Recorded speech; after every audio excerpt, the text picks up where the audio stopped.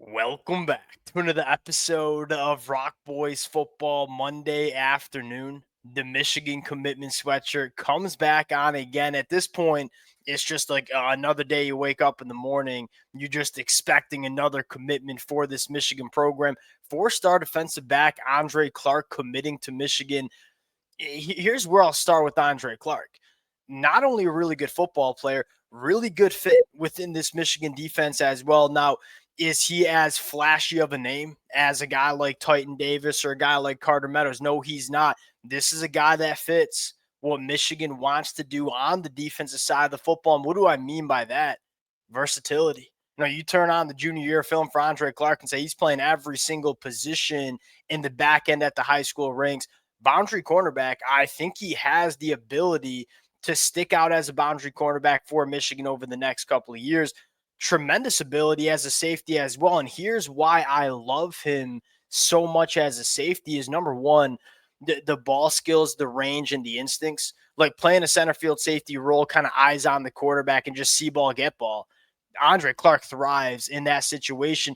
The other kicker here is really good in man coverage. And when you have a safety that can hold up in man coverage and be an asset in man coverage, it just massively expands what you can do on the defensive side of the football. There are a lot of good safeties out there in college football. There are not a lot of good safeties who can hold up in man coverage. When you have the ability to ask your safeties to play man coverage, you have a lot more to do on the defensive side of the football. And that's what I love the most about Andre Clark.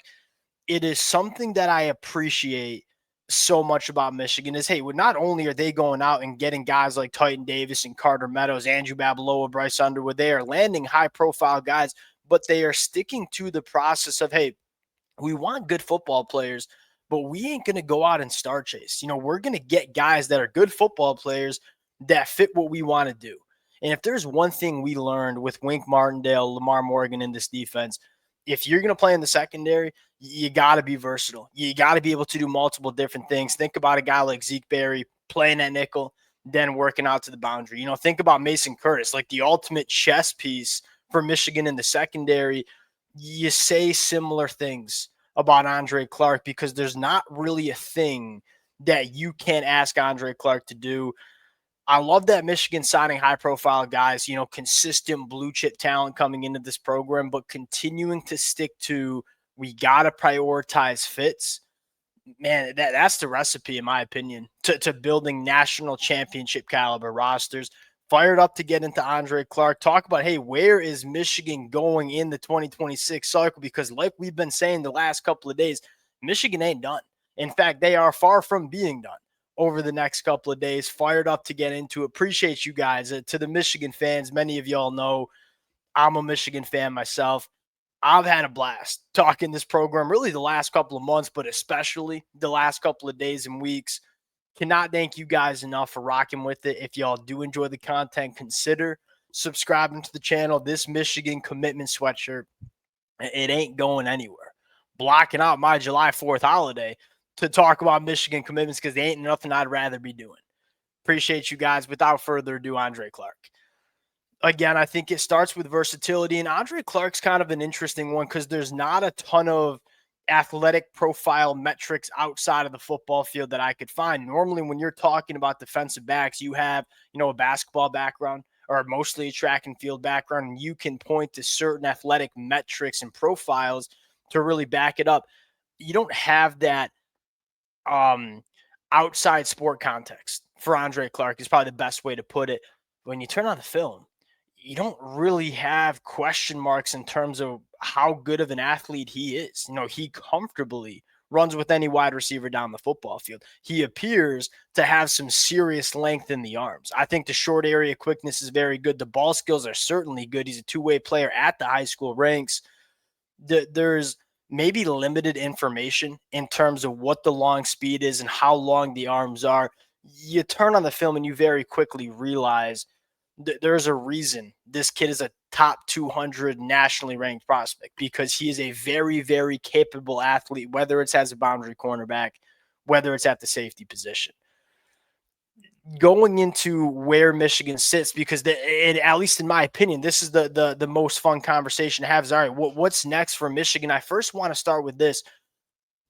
There was a little bit concern amongst Michigan fans in terms of what the secondary recruiting was looking like in 2026. Do I think those concerns were fair? Yeah, maybe. But I would also remind Michigan fans, go back and look at the 2025 cycle. Michigan brought in Shamari Earls. They brought in Elijah Dotson. They brought in Jaden Sanders. They brought in Keona Winston. They brought in Jordan Young. They brought in 5 blue chip guys in the secondary in the 2025 cycle alone. So I think going into 2026, it was probably going to be a lighter secondary class in terms of numbers. And where you sit right now, you have, Brody Jennings committed at cornerback. And I think many Michigan fans probably understand, hey, the chances of Brody Jennings signing with Michigan, we'll see what those chances are. If I had to guess, kind of picking up on the tea leaves, he's probably going to sign somewhere in the state of Florida. You're bringing Andre Clark. Now, what's next for Michigan in the secondary? I'd first point to Dorian Barney committing July 5th. Really, really sound football player, a technician at the cornerback spot, a ball hawk at the cornerback spot as well. The amount of interceptions this kid has racked up at the high school ranks, especially playing at a high level. Carrollton, Georgia, that is some of the better high school football that you will see in the country. This kid has shown at the high school ranks. He's one of the best football players on the field, playing some of the best high school football in the country. I look at Dorian Barney and say, hey, is the athletic profile the same as a guy like Shamari Earls, who is an absolute freak in terms of length and long speed? No, probably not. But then you turn on the film and say, really good football player. Hard to see him not being a quality contributor for Michigan over the next couple of years. Here's the kicker, though. I'm looking at a guy like Devon Benjamin and say, it sounds like Michigan is a real player in this recruitment, and it might even be coming down to Oregon and Michigan. Now, we talked about Devon Benjamin a little bit the other day. You talk about fit. You talk about exactly what Michigan is looking for. Devon Benjamin's him. I think can certainly make it work at the boundary cornerback spot, can certainly make it work at the safety spot, probably going to be a very good nickel defender if he wants to as well. The ultimate defensive chess piece in the back end of a defense. Really good football player. I ain't breaking any news, top 50 ranked national guy with the versatility that Michigan desires.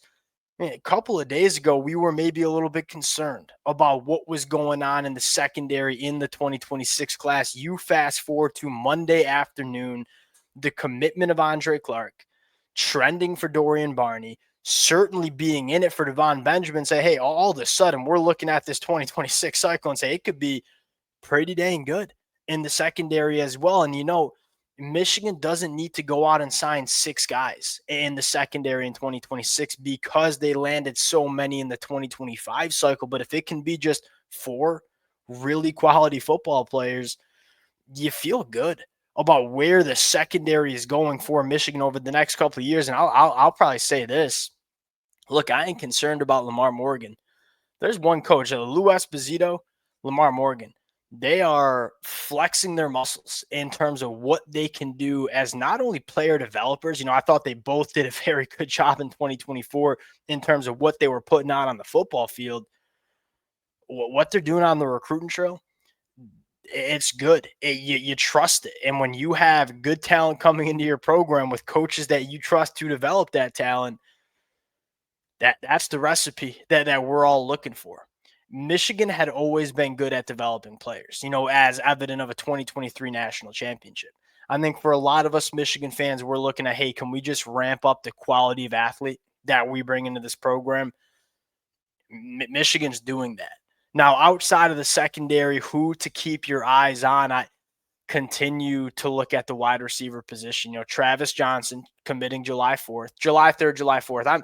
We got a lot of commitment dates coming up. I'm kind of getting them all mixed up.